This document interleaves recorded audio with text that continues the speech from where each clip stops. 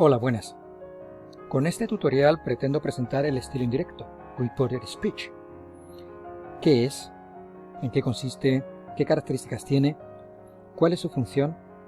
¿Y qué cambios se producen cuando lo utilizamos?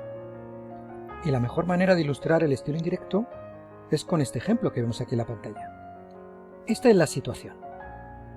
Phil estaba en el pub y escuchó lo que Albert le decía a Sam. Sam, I'm really having a good time here with you, but it's too late, and I must go home in 2 minutes. A continuación, cuando Phil vuelve a casa, le dice a su mujer, Albert told Sammy that he was having a good time there with him, but it was too late and he had to go home 2 minutes later. Y es que el estilo indirecto no es otra cosa que reproducir con tus propias palabras lo que otra persona ha dicho. Cuando contamos mensajes que han producido otras personas, no importa cómo lo dijeron, sino lo que dijeron. Es decir, lo que importa es el contenido y no la forma. En la siguiente pantalla vamos a ver, antes de pasar a la siguiente pantalla, vamos a ver algunos de los cambios que se produjeron aquí. Vemos cómo cambian los tiempos verbales, si aquí Albert lo dijo en presente, Phil lo reproduce en pasado simple.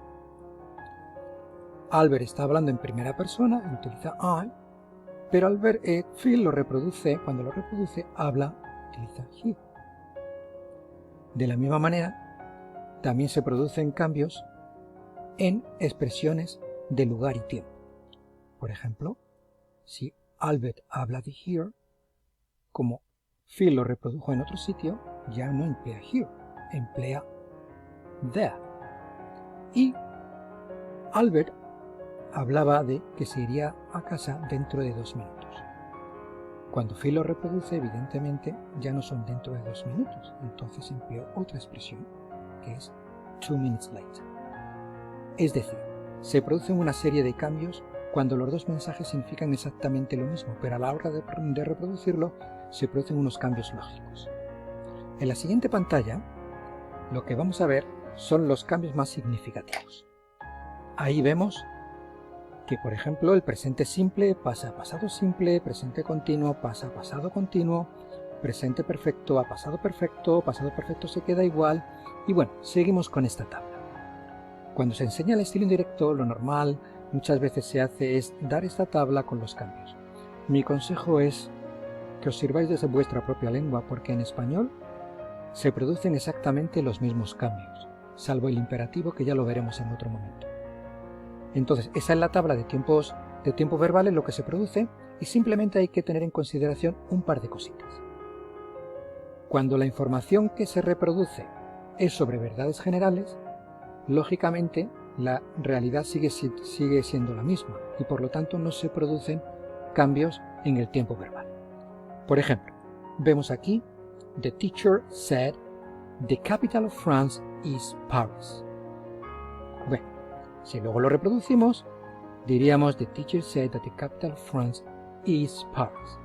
Lógicamente, porque la capital de Francia sigue siendo París, sigue siendo una realidad vigente. Y otra excepción en la que no se producen cambios en los tiempos verbales es que cuando la información que se da todavía está en vigor con respecto al tiempo en que se reproduce, no hay ninguna necesidad de cambiar el tiempo verbal. Si vemos aquí en el ejemplo que en abril dice Charlie, I will enroll on an intensive computer course next summer, y luego nosotros lo reproducimos, por ejemplo, en mayo,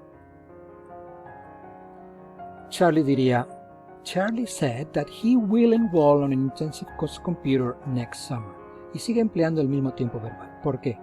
Porque el curso se va a hacer en verano y lo reproduce en mayo, por lo tanto, sigue teniendo vigencia el tiempo futuro. Y luego otros cambios significativos son los que vamos a ver aquí, bajo la pantalla,